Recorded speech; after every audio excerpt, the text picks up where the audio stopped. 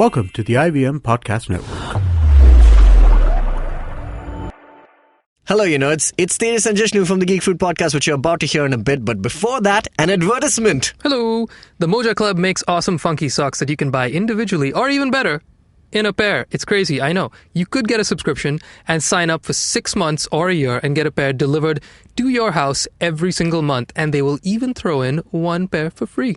And exclusively for you Geek Fruit nerds, get a full 33% discount. Just go to their website, themojaclub.in, and use the code GeekFruit, that's without spaces, during the checkout.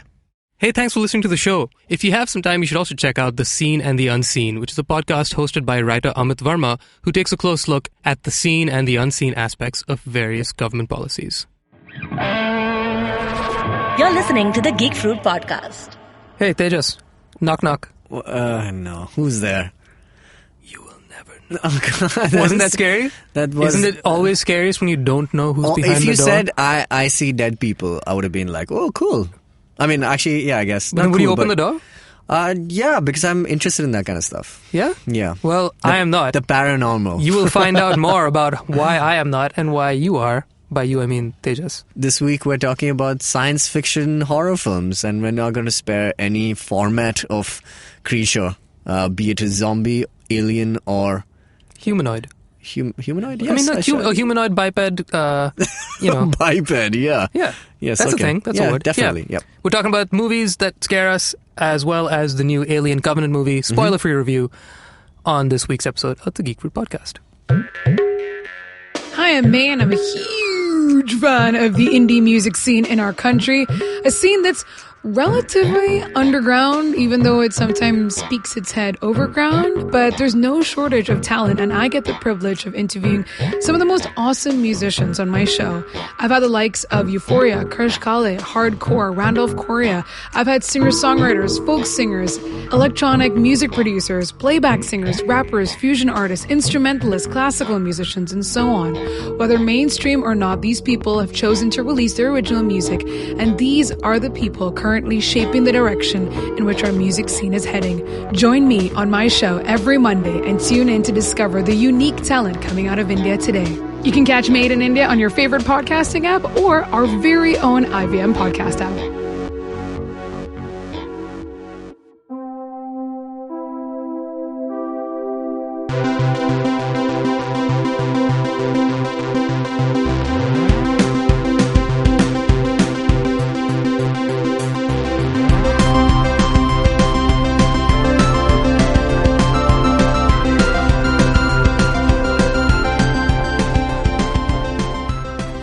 Nerds, welcome to another episode of the Geek Fruit Podcast. I am Jishnu. Tejas is in front of me. Sup? See? There he is. I'm good. This week... You didn't ask me how it was, but I just said I'm good. I don't care anymore. I just assume. Yes. But what I do care about is this week's episode. I'm very excited about this episode. That coffee was a little stronger than we thought. Yes. So this week is all about Alien, the Covenant. It says Alien, Covenant. That's how I interpret all colons. Yes. Though? I never thought I'd say that sentence. Okay. So, yeah. Here's the thing. I haven't seen it yet. We've been very busy doing some exciting things. Should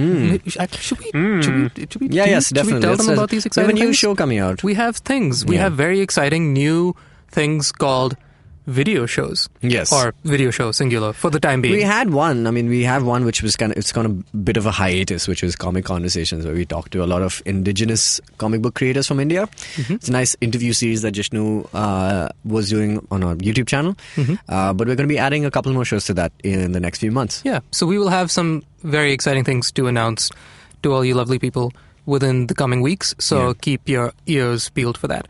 But... What? That's a normal saying. Don't look at me like that. You know why they say keep your eyes peeled, right? But why can't you peel the ear? Because the eyes are for potato. Whoa. Boom. Wait, so then this is like what, ear for corn? So like roast your ears? Like what do you want me to do? Yeah. Keep your ears roasted. Okay. So anyway. Yeah. I have not seen Alien because I've been busy handling some stuff with the other things we're talking busy about. Having a life. Having a life. Well, doing other Geek Fruit things. Yeah. Which we can talk more about when we actually have stuff to announce. Right. But you have seen Alien. So I have. This week's episode is a spoiler-free rundown Yeah. from the mouth of Tejas. From the mouth inside the mouth of Tejas, which is like a xenomorph. Get it? I wish I didn't, but I do.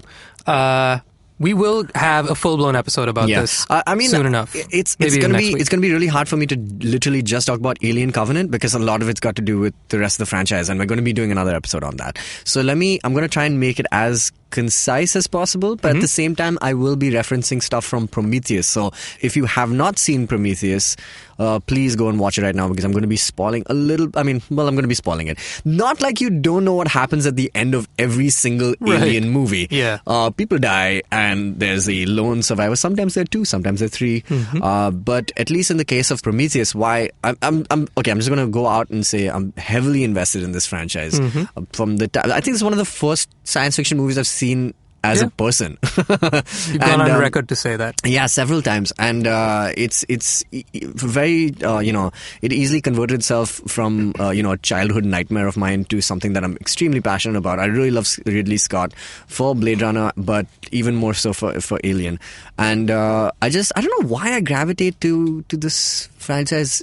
I'm not really a horror person. We're going to be talking about a lot of horror films, science fiction horror at least. Yep. And I don't remember being, an aficionado of this genre as much. But I think maybe it's, when you add the science fiction element to it, it kind of gives it more credence, or, it just gives you more of a reason to kind of be like, well, what's killing us out in space? Instead of just on regular old Earth. I will give you this. Yeah, like I said, I haven't. Are you a horror guy? I am not. Okay. I am not a horror guy. Yeah. But I will give you this about Alien, the series or the franchise, is that you're right. I mean, it's not the most compelling synopsis to tell me like, oh, it's about a bunch of people in space and they die because there are aliens that kill them. Yes. It's like, okay, and what else? Yet somehow, even though it's like the simplest premise at all times, it really is, it's the dumbest premise at all times. It's like it's the stuff that like a 5-year-old can write. Yeah. That's what kind of makes it amazing. Yeah. Because for some stupid reason, you're captivated by human being running away from like 100 teeth monster. But I will give the two reasons why I think it is a cut above the other films that I enjoy in this genre. I think definitely Ridley Scott's entire approach to filmmaking is just like he did kind of invent this genre with this film. Like the sci-fi horror genre? The sci-fi horror genre, yeah. He did kind of. I mean, I will not consider movies like what is it, The Day the Earth Stood Still and stuff like. While you can consider it to be or Godzilla, things like that, which are monster flicks more than really they are or end of the world flicks. But just why this is a sci-fi horror flick is that there's something that is persecuting the protagonist, but it's not of like human nature, or it's at least it's set on the setting is very crucial in these films, and I think setting is what Ridley Scott has just won in, whether it's in Blade Runner or whether it's his vision of course for these films are just completely unique, and it's something that has basically made his career over the last you might not like this comment, but I think it's very true. Him and Zack Snyder have a lot in common. They are visual storytellers. They're very good visual storytellers. You cannot dock them. You cannot dock them points not. on beautiful visual. I enjoy Zack Snyder's cinematic work. Landscape. I don't think Zack Snyder's a writer, and I'm not talking about the writing. I'm talking just about like making a beautiful picture to look at that you believe in completely, and you don't ever question the confines of that world. Yeah. And I think, Ridley Scott has always been great about this. But I'm going to quickly move on from that. We're going to speak about this at length. But so let's talk about Alien Covenant. Have you seen Prometheus? I have. Okay. But it's been a while. You saw Prometheus right before you saw this one, right? So I saw it twice before the movie. I will do the same. But for the rest of us, the unacquainted or those who are playing catch up, please catch us up. So where are we right now? When Prometheus came out in 2012, and it was like a revelation for all fans of Alien, we were like up in arms. We were just like, oh my God, this is great. Why? Because we get to understand what the first setting is of the first Alien. Basically, in the first Alien, this is a really quick recap of that. But there's a ship called the Nostromo, which is leaving from another planet. They're going back home to Earth after a very long, journey, and they are run by a corporation called the Weyland-Yutani Corporation, and basically by company policy they are supposed to respond to distress calls, and when they get one from this planetoid called LV-426, which is the 26th of April is Alien Day now, celebrated as that. So when they get this distress call, it's their company policy to go and observe and to kind of respond to it. So they go there and they find a a weird extraterrestrial kind of ship. And inside it, we see what they called at that point a space jockey. Just sounds wrong. And within that ship, that crashed ship, dozens of eggs, which carry the face hugger, and John Hurt's character gets the face hugger, and blah blah blah. Okay, and then whatever happens, aliens do that thing. Ripley is the lone survivor. Now here's the thing: we all wanted to know. At least as I grew up and I watched the movie again and again, I wanted to know, where did that ship come from? Who is that space jockey? Where did the eggs come from? And Prometheus promised to kind of explain those caveats and that setting. And so when we saw it, Prometheus got a very convoluted storyline, but what's really great about it is that it added a bit of philosophy and a bit of just some thought to otherwise what would be just a slasher kind of flick, right? So it added the question of, and great cast. It had an insane cast. It had Noomi Rapace, who plays, the Ripley character of that movie. It had Fassbender, who is this franchise now. I will get to that. Okay.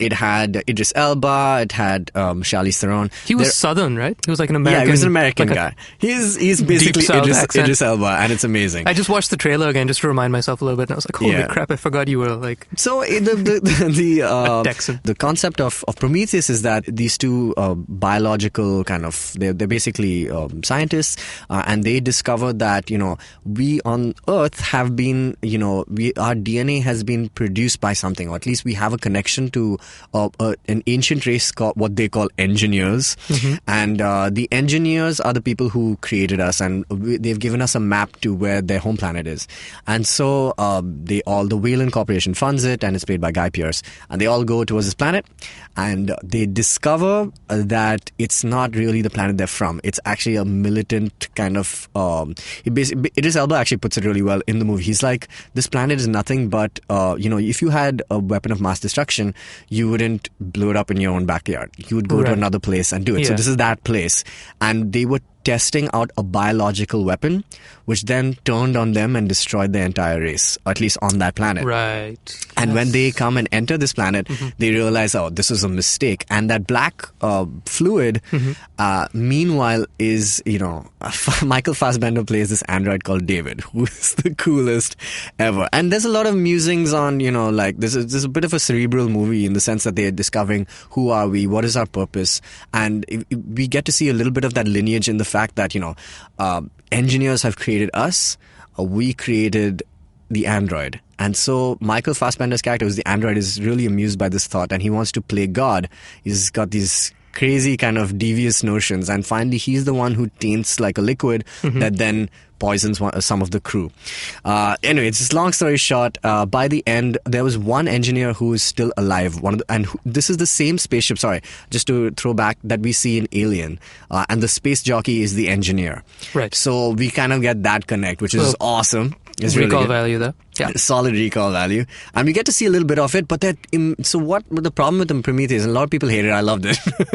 But a lot of the problems of that is that while it answers a few questions, it raises like 18 million other questions. And welcomed questions, or are you welcome? Upset? Okay, absolutely good. Welcome. Okay. I mean, I just want to keep this franchise going as long as possible. Sure. And the good thing is, so does Ridley Scott. He announced at the end of Prometheus that he's going to make 4 sequels, which now he's backtracked on. He even admits that Prometheus was a mistake because he thought everybody wanted to see the thought or the science fiction behind Alien, when a lot of people just wanted to see Alien kill people. So Alien Covenant, I'll get to it. Yeah. By the end of Prometheus, only 2 people survive, and that's Noomi Rapace's character. How far back is this Prometheus to the first Alien? It's about 100 years before that. Oh, damn. Yeah. Okay. It's 100 years before and that. Covenant is? And Covenant is about 10 years since Prometheus. Okay. Yeah.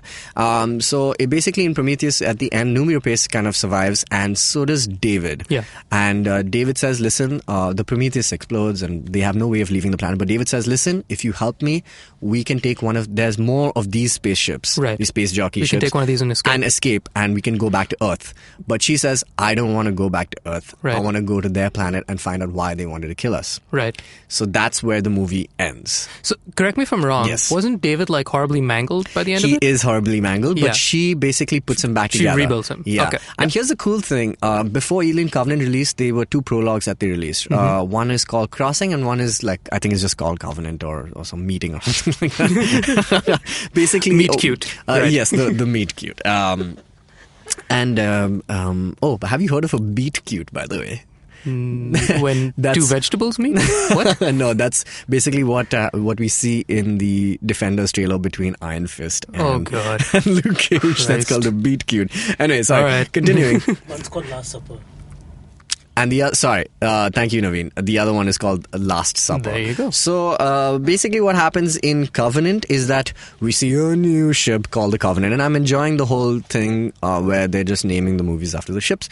So the Covenant is basically carrying a bunch of couples who are in stasis because they're going to colonize a new planet. And they go on so their they way. booked a date to go Pretty back much. out on a Exactly. The whole point is that's to a colonize romantic honeymoon in space. Cool. this planet called Origai 6. But lo and behold, as they go towards that planet, they get a distress signal Oh, no. in the form of John Denver's Country Roads. Nice. Right. Anyway, That's nice. and That's so awesome. so this entire crew, which is led by Billy Crudup, and I'm not gonna spoil it. So there's Billy Crudup, and the principal female character in this, the woman character, is Catherine Waterston, who we saw earlier in Fantastic Beasts. Right. The spitting image of Sam Waterston. You know Sam Waterston? He plays Charlie in the Newsroom, the head of the channel. I've not seen the Newsroom. Okay, she looks exactly like him, Okay. especially now with short hair. But so she's kind of the principal character, and there are all these couples, and Danny McBride is there again. A really nice cast, and so they get a distress signal from which planet? The planet that the engineers are from, and where David and Elizabeth Shaw from the previous movie ended up going to. So when we reach that planet, it's completely barren. There's no animals and no birds or anything like that. But there happen to be a lot of spores, which then produce the same black fluid that we saw earlier. This movie is exactly what I think Alien 1 and 2 were, which is that Alien 1 was like this really kind of creepy horror film. Aliens 2, which James Cameron took over and Michael Bay did. James Cameron did. He basically made I love those 2 movies, and he made a franchise even better by adding the entire action element of it. Right. And I think that's what this movie kind of does. But Ridley Scott wanted to kind of go back and do those kind of slasher films. So we finally, in the first movie, we didn't really get to see a xenomorph. What we did see was something called a neomorph, which is like a first stage of evolution from that. It was a unevolved Pokemon. Yeah, it's basically, and that was a spawn of the engineer.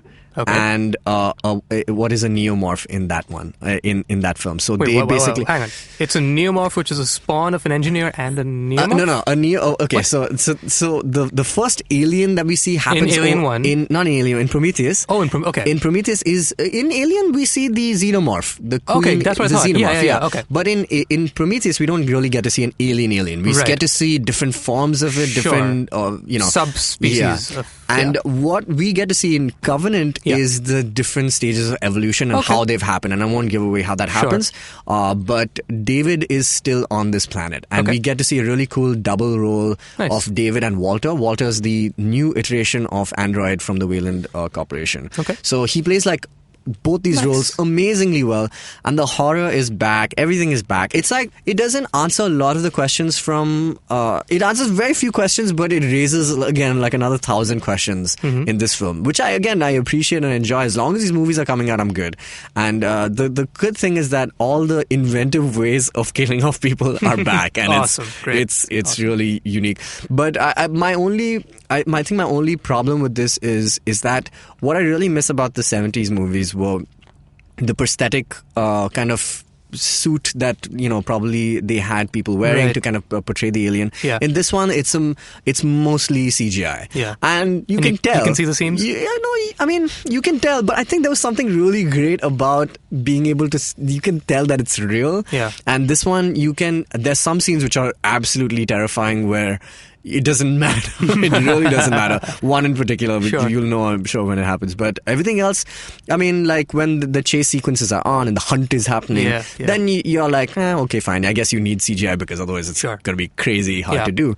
Everything else in this movie is just a plain good old sci-fi horror, man. Cool. And I'm just such a big fan of the series that. Okay. Yeah.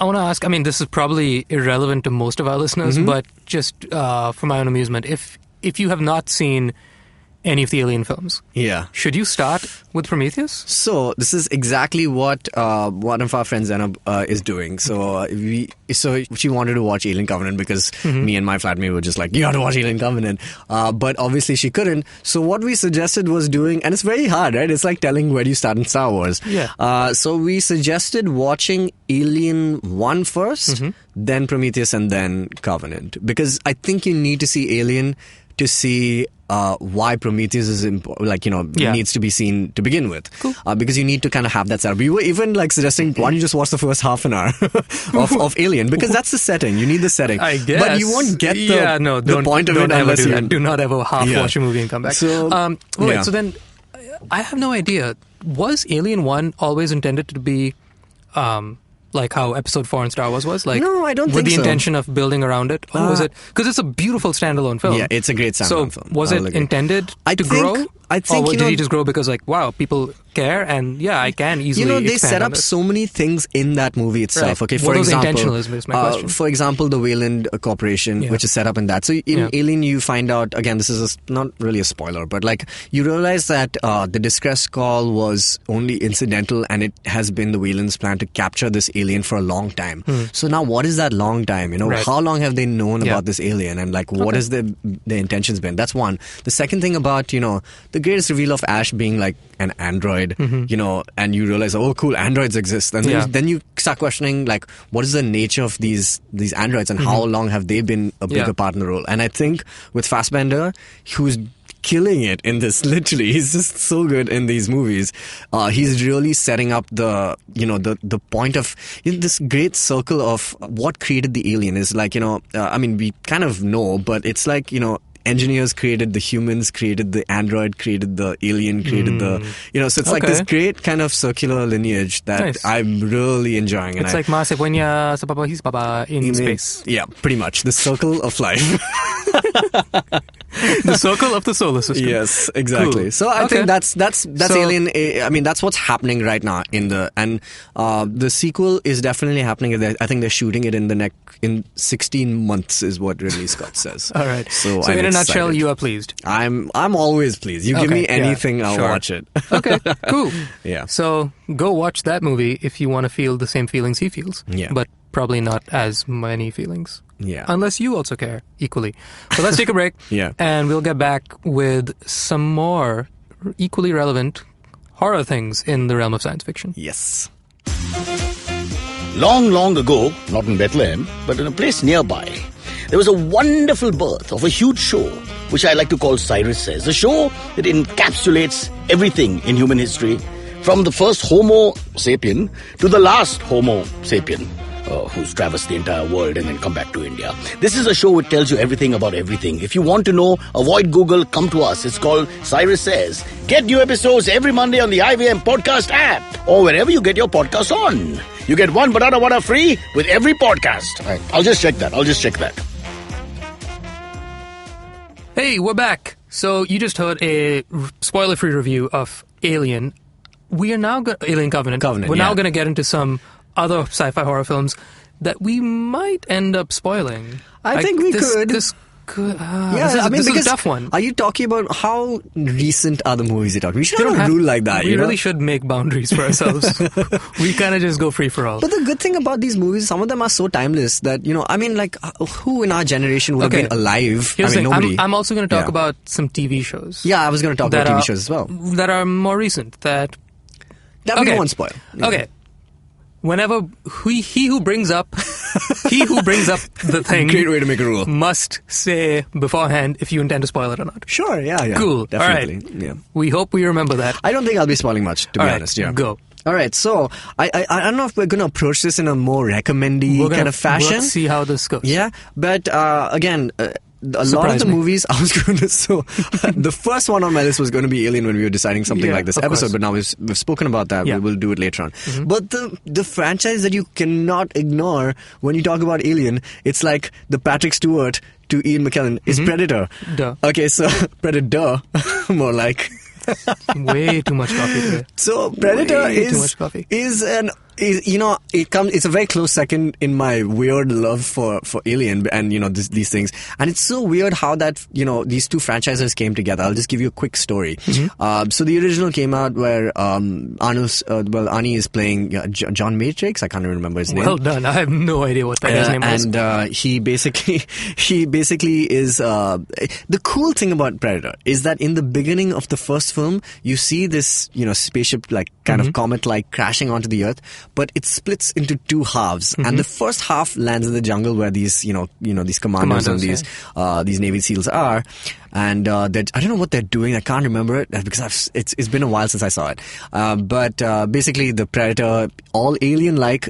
Whose religion almost is to kind of hunt people and capture them as trophies.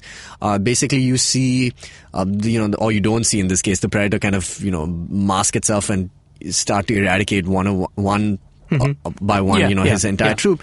I just found that it's the same formula pretty much, but I don't think it was done as well as Alien. Alien was like obviously set in space, so I think it just had a different quality to it. But it just in terms of the slasher flick and in terms of like the character that they created with the Predator, which is so memorable for me, that was like Predator, and my favorite. If actually Predator 2, which where you see the second half which lands in the city, and that is far more scarier. I don't know why. Have you seen that one? Is it scarier because it's like in your world? I think it's scarier because Arnie in the first one is a commando, right? And like he can do stuff. He can take it. In the second one, it's a New York City cop. I think it's Danny Glover. What? Yeah, Danny Glover is the hero, and it's awesome, man. Like he takes. So the ending. I'm going to spoil Predator 2. Fine. Cool. All right. The ending of Predator 2 is amazing because Danny Glover finally kind of, he finds the Predator ship because that side didn't crash, it just landed. And so he goes into the ship and he has a final kind of face-off with the Predator who he kind of kills. And then... kind of. Yeah. Okay. He wins the... Sure. And, after lots of blood, sweat and tears, he finally kills. And then we see three Predators kind of like just suddenly appear like they've come through some gateway and pick up the body of their fallen and take him back. And then the last Predator looks at him and he's just like, and Danny Glover's like, I give up. If there are going to be three of you, I'm good. And you guys kill me, I'm good. Yeah. But instead, he gives him a really old like pistol from like the 17th century. And which kind of suggested that the Predators have been coming back to Earth for sport for a long time, and he gives it to him as a trophy. Now, in this very scene, we see the trophy room of the Predator, and this is the scene, the image that sparked the entire Alien vs. Predator is that we see a xenomorph skull in the skull room. So that's basically, it's a trophy full of skulls, like a trophy room full of skulls. And we see the xenomorph skull, and that basically is the face that launched 1,000 ships. Pretty 1,000 much. video games. Yeah. So, I mean, so that's the most interesting thing, I think, about Predator and how they they did it as almost like as a piece of trivia, as like an Easter egg. Right, I guess. And it just like exploded. Because it would have been, it's a great contest between the Alien versus the Predator. And I love it. I'll have all of it. Have you seen every single piece of the only one AVP? I'm ashamed to admit that I have not seen is Alien vs. Predator 2, even though both those movies are, the first movie was absolutely whatever, but I've only played the games. Have you seen? Yeah, the games are hard started. Yeah. Have you seen Predators? No. Which is the one which has Adrian Brody, I think, and a bunch of other guys. I saw. Yeah, it's also set in the jungle. Okay. And has Predators instead of Predator. So. And Topher Grace is in that. Yeah, What? That's true. Yeah, you've seen that. I count all the movies to find. Oh man. A few of them. Yeah, well, so there you go. He dies in that, I'm sure. Yeah, well, there you go. Spoilers. Well, damn. Okay. But yeah, man, I'm a big fan of the Predator saga as well, but Alien kind of tops it for me. Yeah. That I think we get that. We see that. Okay. Go ahead, Jishnu. What is your pick? So here's the thing. You asked at the word go. Am I a horror guy? I'm not a horror guy. I'm a complete wimp. But I do watch horror seldom. about as seldom as I ride a roller coaster.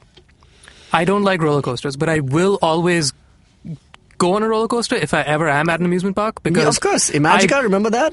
When we did... Guys check out to our Imagica episode. Check out episode whatever it was in the early days. Yeah. We went to Imagica, and it was special.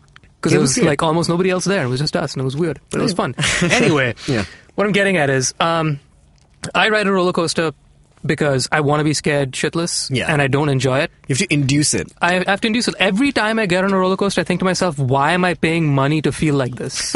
Which is how I feel like when I watch horror. I'm It's like, enjoyment. It's thrill. It's the thrill of the moment. It's the thrill of the moment, right? Yeah. And with horror films, the only franchise that I've actually like seen every film of and like gone first day, first show for. Yeah? I'll give you 3 guesses. Dude, you have to give me a clue. You said franchise, so I'm assuming Yeah. it's more than, obviously it's more than 2 films. Yes. Um, Okay, I'll give you a hint. It is at the moment at I think 6, maybe 7 films. what? Right. Of a franchise? Yeah. There aren't many horror Oh my franchises. gosh, is this like Resident Evil? No, no, no. Is it no. Underworld? Nope. Paranormal Activity. What? Wow. It's the only one I've done that for because I've seen like the first 2. I know. Yeah. See, the There's first 7? There are 6 or 7. My yeah. gosh. The first one was actually like pretty cool. I think it was good. It wasn't great. bad at all. Like it was. I really enjoyed it. It was a neat concept, and it was cool. The second and third had a couple of moments that were like genuinely, ugh. Yeah. But then after that, it was just, my God, downhill like nobody's business. And then then I was like, I'm so far into this, you know, Might like, as well. yeah. If you're a nerd, you have an obsessive side. Yep. And I was like, well, you know what? Why not? And it's not scary anymore. Now I'm just watching it to like sort of see some semblance of like story Watching arc. to feel something. No, not to feel anything. I just want to see how they're gonna get themselves out of this giant hole that they buried themselves in. Okay, yeah. It's a great, hilarious watch, man. The number of drinking games you can make to that movie. Those movies are are the great. stories connected? Like, That's the thing. They are. Oh, excellent. That's why, like, they're at this point now where, like, okay, I'm gonna spoil Paranormal Activity. I hope you don't care. I really hope you don't care. Yeah. Super long story short, it's 6 movies deep or something like that, right? And the thing is that every movie is based around a different family that gets exactly. haunted. Correct. Right? And somehow they're all related to each other in some distant way.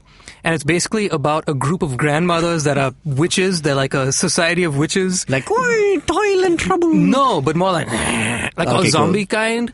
Okay. But they don't like move. They don't say anything.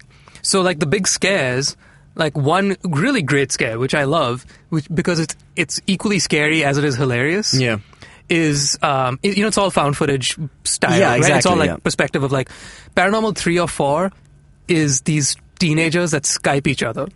And so the entire thing is off Skype. The whole movie? The whole movie's on Skype, and the Xbox Connect's camera Wow. that has like motion tracking. So you see like motion tracking dots that That's a ghost cool. comes into. It's hilarious. It's The cool. gimmicks are just so stupid. Anyway, but the one good scare Yeah. in one of them where you get introduced to the world of the grandmothers Sure. is some woman who takes the camera and starts running away from her house, and she runs across the street looking for sanctuary, hoping that the neighbor who they befriended will help them. But turns out the neighbor is a member of this Cult. army, this cult of grandmas. And so like the camera turns and you just like see literally a sea of like hundreds of grandmothers in the backyard just standing there with Nana Nani like, Buck. with like glazed over eyes. It's just like, what is this? It's a God. genuine scare, but then like after that half second of you're like, what are what are they all doing here? like, it's one thing to see like an alien with like teeth and like a xenomorph shape with like claws or like Yeah. predators that can kill you, but like you're a bunch of grandmothers just standing around. It's so stupid. Okay, but so what I'm getting at is these movies are not in my recommended list. Recommendation. What would you recommend though? What I want to get at though is that since I don't watch horror specifically, like this is the kind of crap I'll watch. There are a couple of TV shows that have come up recently that have horror elements to them that I think are far more appealing to people like me, wimps like me that don't watch horror. Okay. One of them being Stranger Things. Oh, Stranger Things is Stranger scary. Things It's has scary. genuine scares, and it is a very simple, typical sci-fi trope of having of world building. Yeah, Right? yeah, so when yeah. you go into the Upside Down, you don't know what the rules are, which is what's scary about it. It's right? really scary. Yeah. Much like being trapped in space with an alien. You Yeah. don't know what the rules In are. fact, there's a lot of influence there. Yeah, exactly. Yeah, I mean, yeah, directly, yeah. like Yes. without any question. Yeah.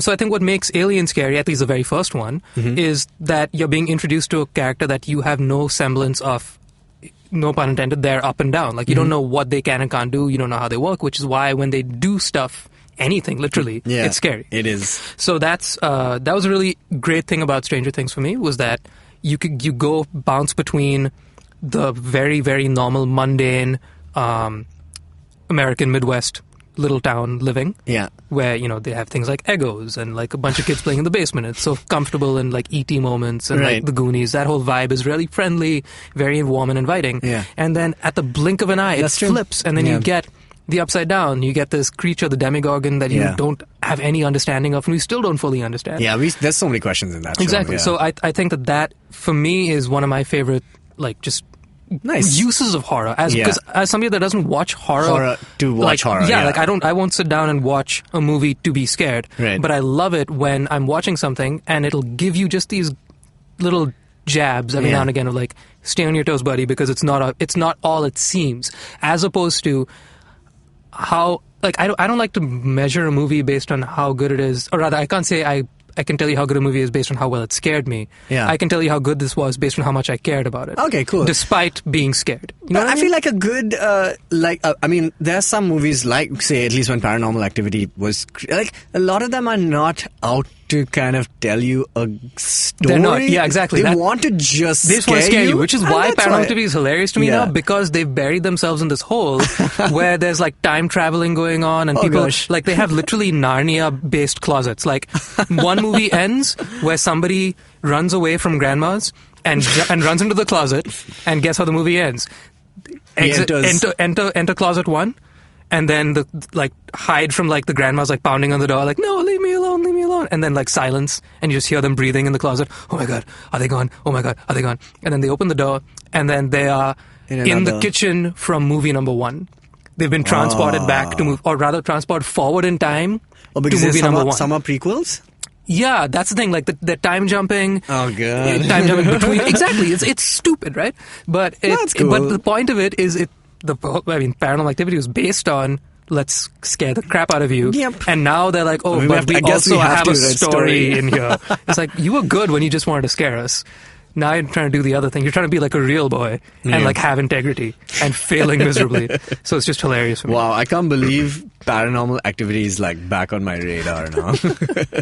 All right. So We go. have a recommendation from Dinkar. Oh yeah. So let's hear what he has to say before we I have like a bunch of movies on this list, that's why. You can rattle them off. Yeah, if you we'll don't wanna- rattle them if you don't off. want to go into all Yeah. of them, but let's see what our friend has to say. I'd like to talk about a movie called Cabin in the Woods, which is a great sci-fi horror film, while also kind of a parody of sci-fi horror films. It basically like calls out all the typical tropes and stuff, while being a great example of the genre also.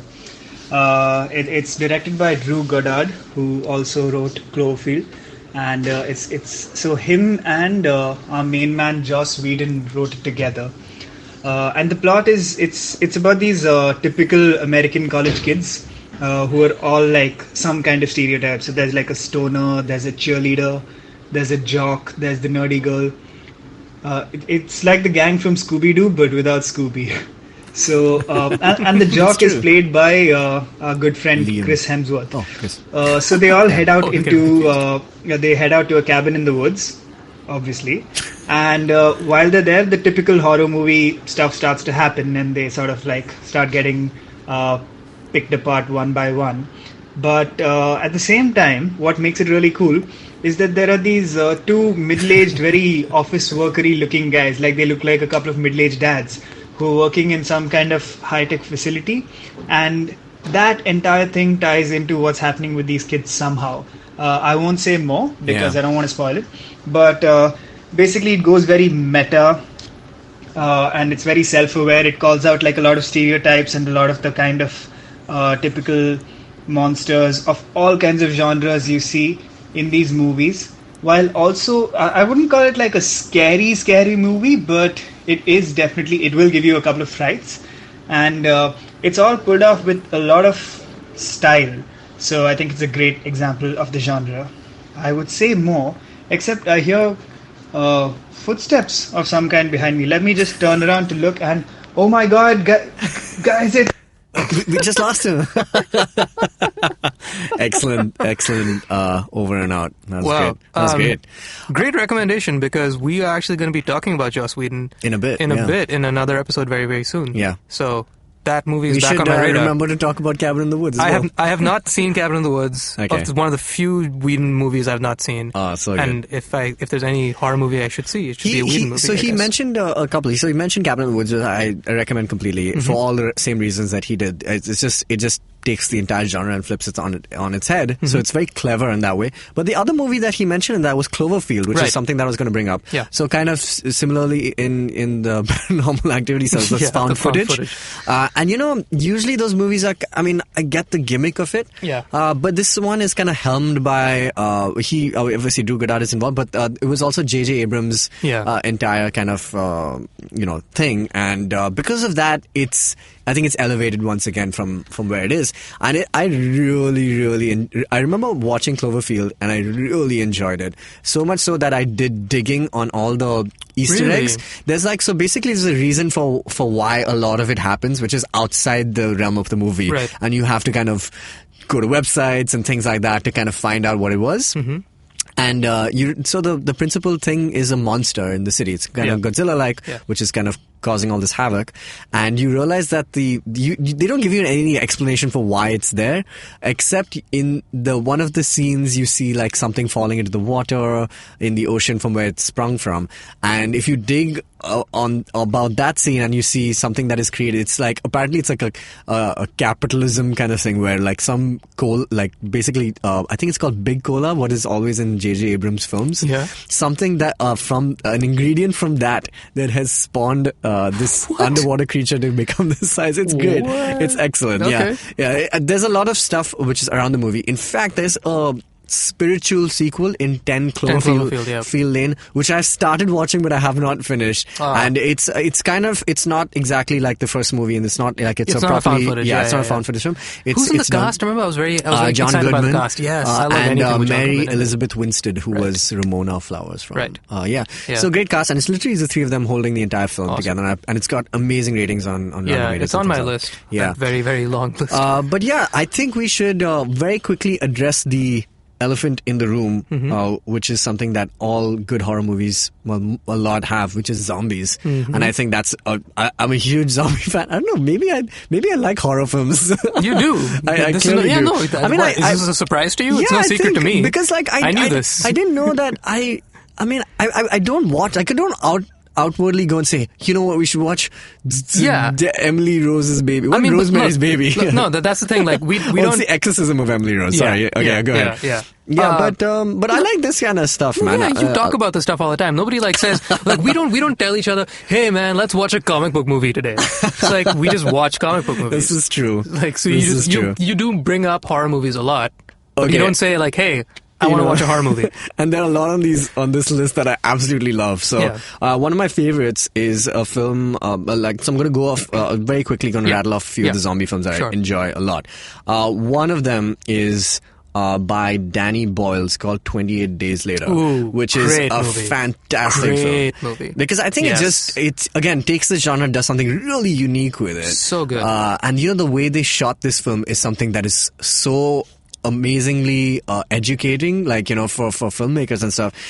They had to show Cillian Murphy in these empty streets of London, and they had literally 5 to 10 minutes at a time to shoot these huge opening wide sequences. Shots, and they literally had to clear up stuff, and they would just send Cillian Murphy. And what they did is they employed a style of filmmaking, which I can't remember his name, the DOP, but he's the same guy who did Slumdog Millionaire, and he used that basically the selfie stick format of filmmaking, and they did it that way. And because of that, the results are so it was so naturally realistic. Felt disturbing. It was disturbing and adds completely to the quality of the film they were trying to make. I would say the zombies are the least scary thing about that exactly, movie, which is what a great movie should be. Like, it's not a good action movie is not great because the action sequences, it's because the reason that the action exists. Yeah. So true. And similarly, the story is simple. I mean, it's about a guy who's basically in a bit of an accident, and he wakes up 28 days later, and he finds himself very much in a similar fashion to how The Walking Dead begins. Is that a character kind of comes out of a comatose state, and he finds himself in a world which is overrun with zombies. But I just think, the way, like I said, the way this film is shot, the way they've presented the absolute, silence of the entire city and the entire, weirdly kind of uncharacteristic way you'd see what would be a bustling city is just, it's fantastic. And I think Danny Boyle is he kills it in this one. He really should return to the genre. Dude, he's so good. He's really a great director, man. Have you seen Sunshine? That's another... It's not... I've not, no. So Sunshine is a film that he did, which is, again, set in space where they're trying to reignite the sun. They're basically sending a payload into it because it's about to die. And again, that movie is supposed to be a science fiction thriller, but there's a horror aspect of it which is terrifying. So I've brought this up in another episode, I think. And it's this, the spliced frame... where you basically insert it. It's kind of like what Fight Club does with, the whole male penis suddenly appearing at the end. Yeah. So it's basically that which he's used to kind of, while this crew is kind of going along, and it's something that takes you completely off guard because it's not in the paradigm of the style of filmmaking that they're doing. Suddenly there's like a blip of something that you just see and you don't know what it is, and you're too scared to think whether it's like, is that something I just saw? Is that a glitch on my computer, or is it something like that? Yeah. And that's it, and it just keeps happening. It's very scary. Sorry, to come back to zombies, another movie which I really enjoyed is World War Z, based on the book of the same name. I think it's called the same, but... That's one with Brad Pitt? Yeah. It's I really enjoyed it. I have opposing sentiments. Okay, cool. That's fair. Cool. I enjoyed this film, because I thought it was a nice way of showing a political system fail in the world of if they were overrun with zombies. Is it technically considered a horror film? It is. It's a complete it's a zombie fest, man. It's a zombie fest, but they have running zombies. Scary. It scared me, dude. I was scared. I wasn't scared. Running zombies are like the greatest fear of my life. Here's the other thing. Like, I watched it. I forget. I don't know why I watched it. Who suggested it to me? But it was a very random watch for me. I remember. Like, I was just one of those days I had nothing to do, I guess, and just picked a random movie. Yeah. And I probably just saw it because Brad Pitt movie. I really like Brad Pitt. Action movie. World War something. Cool. It's an action movie. So I knew there were zombies in it, but I didn't go into it with the mindset of horror, so I guess. But yeah, all right. Okay, so here's the reason why I liked it. Okay, it's because, like I said, you see the macro sense of what the world would be like. So why I love Walking Dead and I still bloody watch it, I have no idea. Okay, it's on season 7. Yeah. I've read all the comics. I mean, at least till a certain point. And for Walking Dead, the TV show, whenever I recommend it to people, at least the first few seasons, I always say that if zombies ever really existed in the world, this is the closest to what it would actually be like, in a very realistic way. And that show is a perfectly it's a microcosm of what would happen in one section of the world, the USA. That's it. But you get to see exactly the human interaction between what would happen. Like, basically, the scariest people in The Walking Dead are not the zombies; always, they're the people, right? Yeah. And so how society would break down. In World War Z, I really liked it because it showed us how countries are physically breaking down and their entire political relationship between different countries and how that's hindering how they affect zombies. It's basically like if you had the world today and you see Putin and Trump kind of running the show, it's like imagine you throw zombies in the mix. You know how messed up that would be. Like, they would not know how to handle that situation. Because you don't need zombies for it to be a messed up situation. Exactly. No, but I'm just saying that's exactly. I mean, the World War Z is set in a time where even if it's still current. So I think that's why I really like World War Z. Another reason why I brought it up is because the sequel is coming out in a couple of months. So what's it called? World War Z 2. God. World War Z square. Come on, guys. World War Y? Come on. Jesus. Yeah. Okay. Fine. And just to add to the last bits of the zombie part of there's an excellent show which Guillermo del Toro does for FX, which is called The Strain, and it has our favorite guy, Yellow Jacket, the guy. I love him. I can't remember. We never remember his name. House of Cards. I can't Baldy. remember his name. Yeah, Baldy. Baldy from House of Cards. So man, he's got hair in this show. Oh, he has and hair. he's the hero. He's nice. really Is it a wig? cool. It is a wig. It's a toupee. But It's a toupee, yeah, it's a toupee. like a toupee. Yes. But, Well, yes, it goes atop his head. Anyway, Yeah. so he's the hero in that, and it's basically it's based on a series of books, but Guillermo has kind of adapted it, and it's amazing. It's got Mr. Filch as one of the wow. other. Nice. Yeah, he's like the main, like the legendary dude who's been trying to rid this evil. Does he still talk like Filch? Oh, and sorry, I think I made a mistake. This is not. Sorry, it's not a zombie show. It's a vampire show. So it's like there are lots of blood-sucking vampires, and it's like a mixture of alien type vampires, where basically they have a thing that comes out of their throat, and kind of sucks the life out of you. I don't think I've ever been. I don't think I've ever been scared of vampires. Really? I've never seen a vampire that scared me. You should watch The Strain. Maybe. I think. Okay. Yeah, I think The All Strain is a good example of that. Sure. I was going to bring up Hellboy also, but I mean, we'll stay on the really bloody stuff. Yeah. The last thing that I want to bring up as a really good mishmash, I think, of the superhero genre and something really scary is a very underrated franchise and trilogy called Blade. So Blade from the 90s. Blade was a lot of fun. Yeah, and Again, it's set up. Maybe because it was vampires, I didn't find it scary. Yeah, I was just like, okay, they have teeth. Okay, it was not. I think some parts are not. So here's the thing. It's a great. I'm not knocking Blade in the slightest. Blade is a great movie. Okay, but it just never struck me as a horror movie. You know why? Just tell me if this is maybe a trope of the genre. Yeah. Do you think if you watch a scary film, where the protagonist is a complete badass, you're not as scared anymore? Definitely. Yeah. Definitely, because there's hope. Yeah, there's hope. Like there's a reason The Exorcist is such a good movie, or rather such a scary movie. Yeah. Is because everybody is like the audience. We're all like looking at this girl and going, "What the hell do we do?" And you just see them fail miserably because we wouldn't do it any better until The Exorcist comes in. Yeah, exactly. And he's a badass. Yeah. God bless his soul. Right, but he only comes in like halfway through. So like for half the movie at least, and even when The Exorcist is there, you're still scared crapless because you don't know what to do. Yeah, but true. if you have a Blade on your side, exactly, you have Blade. You're like, and all if right, you're watching the movie through his perspective, so you don't really, it's scary, like in the sense that the setting is blood curdling, like to very much pun intended. But I think it's a really good crossover of the two genres, and I'd like to see more of that. Like I'd like to see definitely. I think more of the horror side of comics. So I will leave you with my last pick, which is also a very recent and relevant show, which we've also talked about, much like Stranger Things, which will be coming up season 2 very soon. Legion. Dude, Legion is very weirdly scary. Legion, I agree. So if you guys didn't catch our episode, we did an entire breakdown on it midway through the season, at the end of episode 4, I believe, of the first season. And Tejas was a much bigger fan of it than I was. I was just left confused, which I still kind of am. And I think it's got a lot to do with this horror element of it. Dude, there's some scary moments in it. Definitely are. Yeah, and super scary. What I really appreciated about it, much like I said, a good action movie is based on why the action is there. I think this was a good, scary show with reason, with reason, because we're so used to seeing superheroes and comic books doing that thing, which is like, I can't wait to see these guys succeed. This is just like stabbing you with a knife and twisting it about how these guys are failing at getting a grasp on their powers. And that is scary, especially if your power is telekinesis and your power is telepathy. Your lack of understanding of your own power.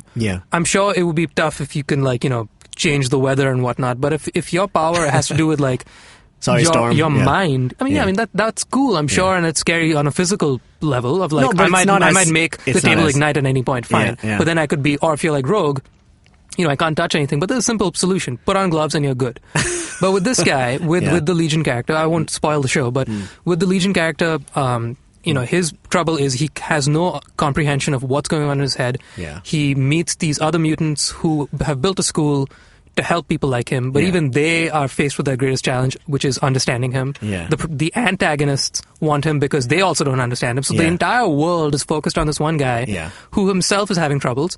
And so when these horror elements pop up, which is the simple thing of just like jump scares. Yeah. Like- There was one thing which kind of I remember, which in the first episode we see a character which I will not name who gets like spliced between a wall. Oh, and sure. a- Yeah. and Right. yeah, But see, that's the thing. it's really creepy. But even Yeah. that moment that you're talking about where somebody gets killed, what's scary about it is the lack of understanding why that happens. Yeah. Because it comes out of nowhere in It's really every out of which nowhere, way. yeah. And that is a constant thing with the show.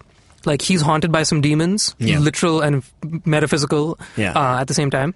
And they just appear at the strangest points. Yeah. And that's I love it and that because drives the show. It's That's what so I love. crazy. Yeah, it the needs show to is- be there. It's not advertising itself as a horror show. Yeah. Because if it was advertising itself as a horror show, you'd expect these things to happen. And exactly, and all the stuff that happens is completely warranted. Like Yeah. it makes sense for like how it gives you reason to think, oh wait, this is really crazy. Like Right. this is not just a Yeah. regular kind Yeah. of power gone wrong Yeah. or something like that. Yeah, I agree completely. So, in a nutshell, I think we have deduced that you are far more of a horror person than I am. But then again, Yeah. I really like horror when it's not in a horror movie. I'm sure you will You know what like I mean? Prometheus and I like Prometheus. Covenant. I'm with looking forward to the it. story where it's going. Yeah, It's but really I cool. want to make sure that I watch Prometheus before I see it. Must, just yeah, to must watch. refresh my memories. Yeah, I don't mind watching it with you. Watch it again. Cool. So All right. that was the show. Thank you so much for listening, guys. If you guys have any more recommendations or any comments on the movies and shows that we brought up, please let us know. We always love to hear from you. You can find us at geekfruit.in. You can email us directly at contactgeekfruit@gmail.com or just press the little contact button on the website. You can find us on all of the social medias as you do at GeekFruitHQ. You can find me on Twitter at Jishnu Guha. Tejas is Tejas Menon. Yep. As he was born into. I guess The name. Yes. So cool. All right. That was it. Let us know which movies you think are scary also, man. I want to know what you guys consider like super science fiction horror. What are we missing out on? Yeah. Please educate. Thanks, guys. Bye.